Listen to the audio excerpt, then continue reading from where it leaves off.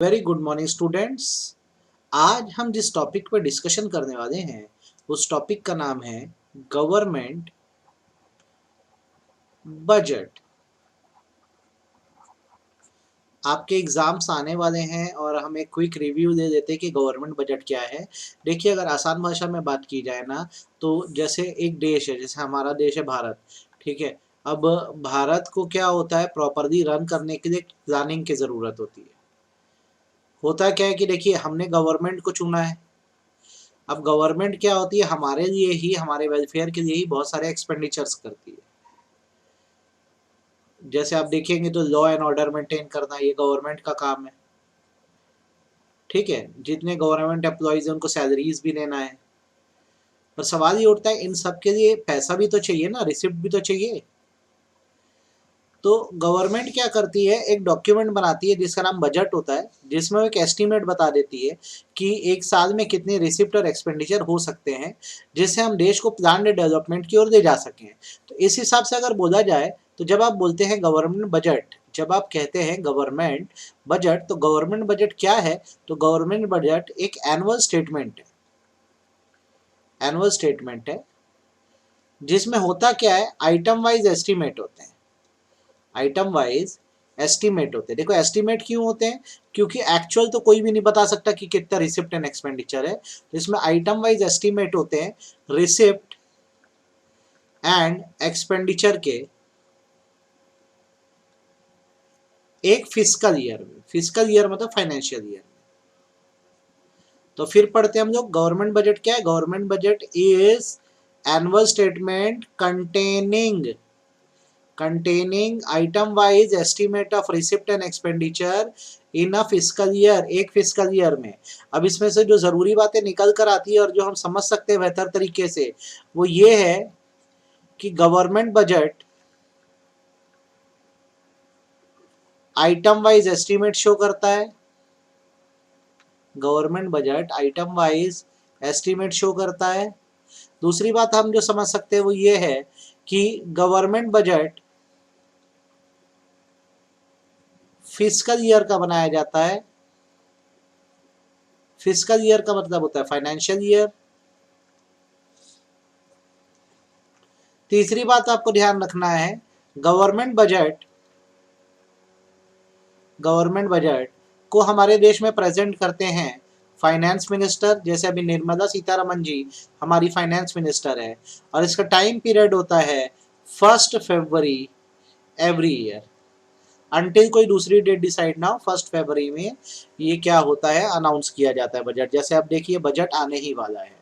तो क्या होता है, जैसे बजट बनाया जाता है तो आपको क्या ध्यान रखना है और क्या पता होना चाहिए कि जो हमारा बजट होता है वो बेसिकली 3 लेवल पे काम करता है।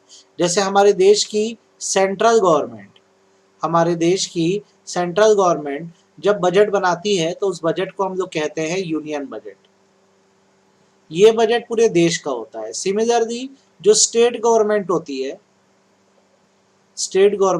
है वो अपने स्टेट को चलाने के लिए अपना बजट बनाती है। इसे हम लोग कहते हैं स्टेट बजट। और जो लोकल गवर्नमेंट होती है, जो स्टेट गवर्नमेंट के नीचे आती है, वो भी अपना एक बजट प्रिपेयर करती है जिसे बोलते हैं लोकल बजट। तो हमारे देश में क्या है, डेलीगेटेड लेजिस्लेशन है। कहने का मतलब बेसिकली ये है कि पावर्स का बहुत बराबर बंटवारा है। तो सेंट्रल गवर्नमेंट भी बजट बनाती है, जैसे यूनियन बजट बोलते हैं। स्टेट गवर्नमेंट भी बजट बनाती है, जैसे स्टेट बजट बोलते हैं। लोकल गवर्नमेंट भी बजट बनाती है, जिसे लोकल बजट बोलते हैं। पर हमें स्टडी पर्पस के लिए सिर्फ फोकस करना है सेंट्रल गवर्नमेंट के बनाए गए बजट पर, जिसे यूनियन बजट बोला जाता है। ठीक है, चलिए आगे बढ़ते हैं। तो अब जैसे हमारा हम खास फोकस अगर डाल दें यूनियन बजट पर, तो हमें क्या समझ आएगा? तो यूनियन बजट वो बजट है जो किसके थ्रू प्रिपेयर किया जा रहा है? सेंट्रल गवर्नमेंट को थ्रू प्रिपेयर किया जा रहा है। तो सेंट्रल गवर्नमेंट जब इस बजट को प्रिपेयर करती है तो उसके दिमाग में दो बातें होती है, देश को स्मूथली रन करना है प्लस देश की डेवलपमेंट भी करनी है। दोनों चीजें, मतलब देश बैलेंस भी रहे, समझा भी रहे, प्रॉपरली सारी चीजें चलती रहे, साथ साथ देश का डेवलपमेंट भी हो सके। इस हिसाब से किया ये जाता है बेसिकली कि जो सेंट्रल बजट होता है या यूनियन बजट होता है, उसके दो कंपोनेंट बनाए जाते हैं। उसके दो कंपोनेंट बना दिए जाते हैं, जिनमें से एक कंपोनेंट जो होता है वो कहलाता है रेवेन्यू बजट। ये बजट का एक हिस्सा होता है, ये देश की स्मूथ रनिंग के लिए ज़रूरी है।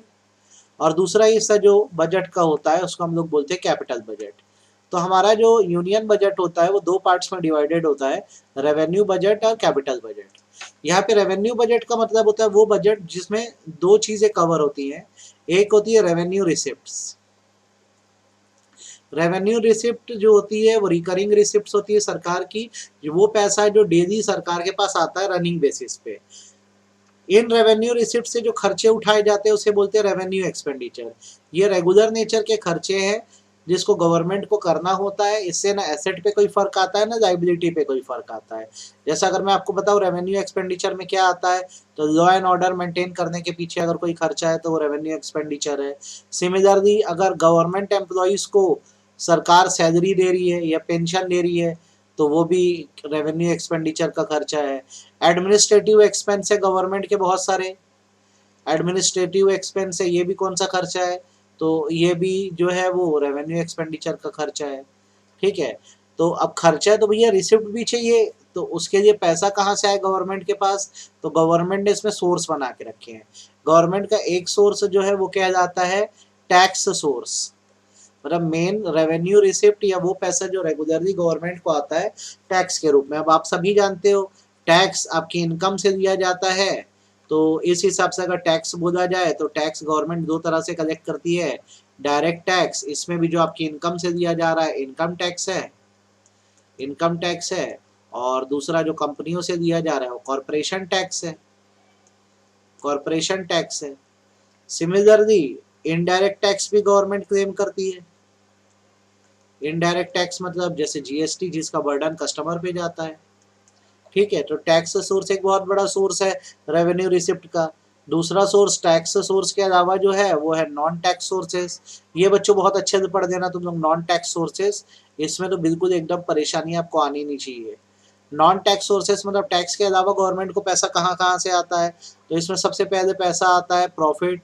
गवर्नमेंट की बहुत सारी पीएसयूज चलती है जैसे बीएसएनएल, ओएनजीसी। पीएसयू मतलब पब्लिक सेक्टर अंडरटेकिंग, वहाँ से गवर्नमेंट को पैसा आता है। फिर गवर्नमेंट ने क्या बहुत सारी अलग अलग स्टेट गवर्नमेंट को पब्लिक सेक्टर अंडरटेकिंग्स को इंटरेस्ट दिया हुआ है, तो इंटरेस्ट भी रिसीव होता है गवर्नमेंट को। अच्छा, उसके अलावा फिर गवर्नमेंट अपनी जो सर्विसेज प्रोवाइड करती है उसकी फीस देती है। जैसे एक फीस अगर बोलो कि जैसे कोई काम कराना है, जैसे बर्थ सर्टिफिकेट बनाना है उसकी फीस लगेगी, आधार बनाना है फीस लगेगी, फिर आपको कोई काम वाम शुरू करना है तो उसकी लाइसेंस फीस देती है गवर्नमेंट। ठीक है, आपको एक क्विक ओवरव्यू दे रहा हूँ। देखिए रेवेन्यू रिसिप्ट में टैक्स सोर्स आया डायरेक्ट टैक्स, इनडायरेक्ट टैक्स, और दूसरा क्या नॉन टैक्स सोर्स आया profit, interest, fees, licence fees. उसके बाद गवर्नमेंट को मिलते हैं गिफ्ट एंड ग्रांट, विदेशों से बहुत सारे आते रहते हैं। गिफ्ट एंड ग्रांट के अलावा एस शीट एक बहुत बड़ा सोर्स है। जब आप एस शीट वर्ड यूज करेंगे तो इसका मतलब याद रखना जैसे किसी की डेथ हो गई है, अगर किसी की डेथ हो गई है और उसकी प्रॉपर्टी को कोई क्लेम करने वाला नहीं है तो वो गवर्नमेंट के पास चली जाती है। फिर इसमें आता है स्पेशल असेसमेंट। स्पेशल असेसमेंट मतलब यदि किसी व्यक्ति की प्रॉपर्टी एक बार की उसकी वैल्यू बढ़ गई है, वो भी गवर्नमेंट के डेवलपमेंटल वर्क के कारण, तो गवर्नमेंट उस पर स्पेशल ड्यूटी देती है, उसे स्पेशल असेसमेंट बोलते हैं। फिर आता है फाइन्स एंड पेनल्टीज, जैसे चालान वालान कटते हैं वहां से गवर्नमेंट को बहुत पैसा मिलता है। उसके अलावा आता है फोर फीचर, जैसे किसी की प्रॉपर्टी जब्त कर दी किसी ऑफेंस में तो वो भी गवर्नमेंट के रेवेन्यू का एक सोर्स है। तो ना आप ये याद रखिएगा total 9 source, profit, interest, fees अलग अलग तरह से, license fees, gift and grant, एक्सचीट मतलब जब किसी की डेथ हो जाती है और उसकी प्रॉपर्टी का कोई वारिस ना हो तो गवर्नमेंट के पास चली जाती है। स्पेशल असेसमेंट का मतलब होता है किसी की प्रॉपर्टी की वैल्यू का बढ़ जाना। फाइन्स एंड पेनल्टी आता है, फोर फीचर आता है। तो ये जो बेटा रेवेन्यू रिसिप्ट्स होती है उससे क्या निपटाए जाते हैं, रेवेन्यू एक्सपेंडिचर्स पूरे किए जाते हैं। ठीक है, ये आप ध्यान रखिए। अच्छा, अब दूसरा जो होता है हिस्सा वो होता है कैपिटल बजट।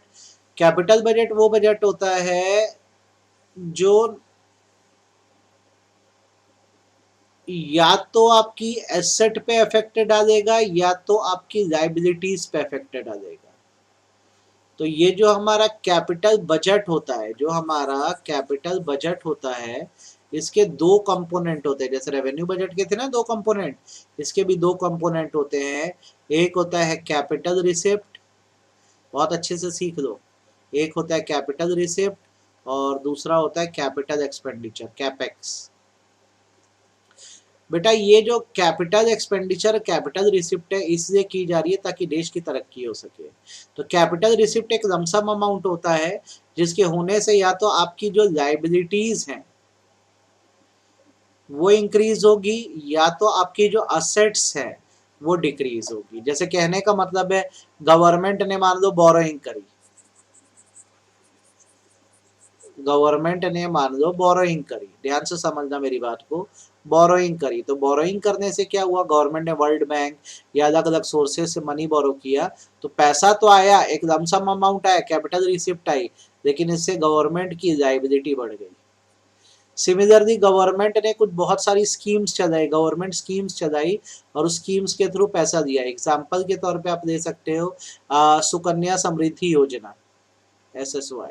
तो इसमें सरकार ने पैसा दिया तो आज तो पैसा दे दिया है, लेकिन कल को तो लौटाना पड़ेगा ना, तो इसमें भी लाइबिलिटी क्या हो गई, बढ़ गई, गवर्नमेंट की कल लौटाना है। तो देखो पैसा तो आ रहा है पर देखो लाइबिलिटी में इम्पैक्ट आया, मनी बोरो करे तो भी लाइबिलिटी बढ़ी, गवर्नमेंट स्कीम से सरकार ने पैसा दिया तो भी लाइबिलिटी बढ़ी।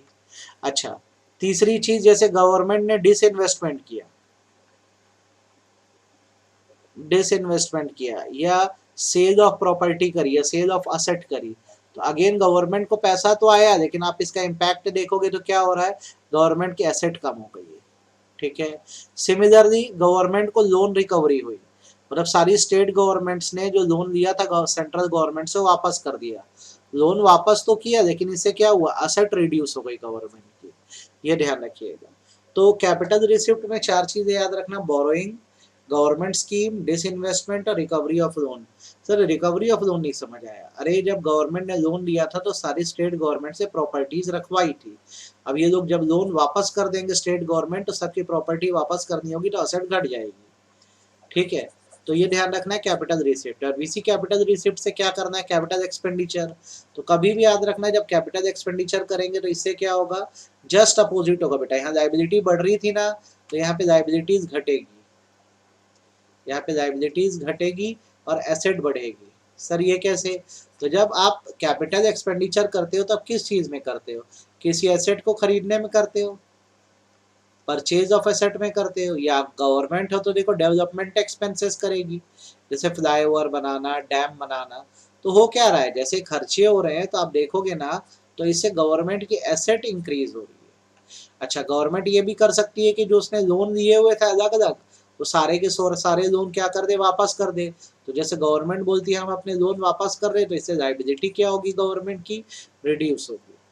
तो आप ये ध्यान रखिएगा कि कैपिटल बजट वो बजट है जिसमें कैपिटल रिसिप्ट और कैपिटल एक्सपेंडिचर आते हैं।